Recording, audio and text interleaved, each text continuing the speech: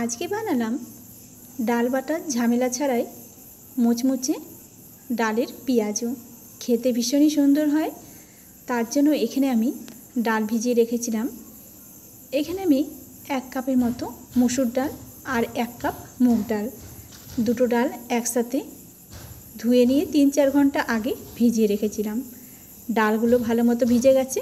তোমরা চাইলে এখানে শুধু মসুর ডাল দিয়েও বানাতে পারো কিংবা শুধু মুগ ডাল দিয়েও বানাতে পারো। এখানে আমি দুটো ডাল একসাথে মিক্সড করে ভালো করে ধুয়ে জলটাকে ঝরিয়ে নিয়েছি। তারপরে একটা থালায় ঢেলে দিয়ে দিলাম এখানে হলুদের গুঁড়ো, তারপরে দিয়ে দিচ্ছি এখানে কাঁচা লঙ্কা কুচি, তারপরে এখানে নিয়েছি পেঁয়াজ, দুটো পেঁয়াজ আমি কুচিয়ে নিয়েছি। এবার কুচনো পেঁয়াজগুলো দিয়ে দিলাম এখানে কুচনো ধনেপাতা।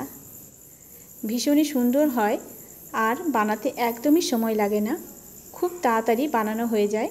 আর এখানে নিয়েছি দেখো আলুগুলোকে একটু গ্রেট করে ভালো করে ধুয়ে জলটাকে ঝরিয়ে নিয়েছি। এখন এর মধ্যেও দিয়ে দিলাম আলু গ্রেট করা। এবার এখানে দিয়ে দিচ্ছি লঙ্কার গুঁড়ো আর নুন। আগেই বললাম একটু ঝালঝাল খেতে হবে, যেহেতু পেঁয়াজু একটু ঝালঝাল খেতেই বেশি ভালো লাগে।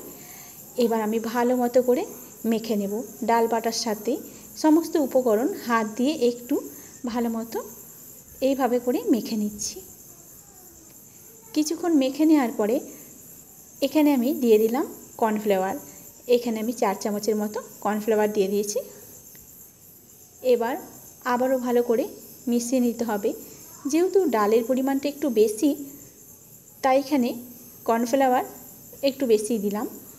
অল্প পরিমাণ ডাল থাকলে এখানে অল্প একটু কর্নফ্লাওয়ার দিলেই হয়ে যায়।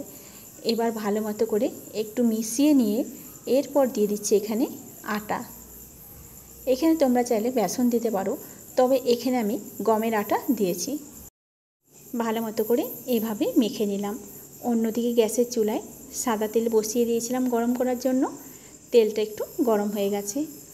এবার এটাকে আমি ছোট ছোট করে বড়ার আকারে ভেজে নেব। অনেক সময় ডাল বাটার ঝামেলার থেকে এরকমভাবে ডালের বড়াটা বানিয়ে খেয়ে দেখবে তোমরা।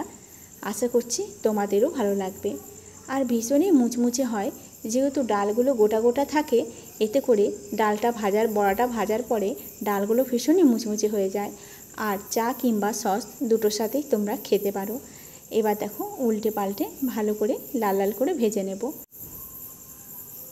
এবার ভাজা হয়ে গেছে, এখন আমি নামিয়ে নেব। তৈরি হয়ে গেল আজকের রেসিপি ডাল না বেটে ডালের মুচমুচে বড়া। আজকের রেসিপি তোমাদের কেমন লেগেছে অবশ্যই কমেন্ট করে জানাবে।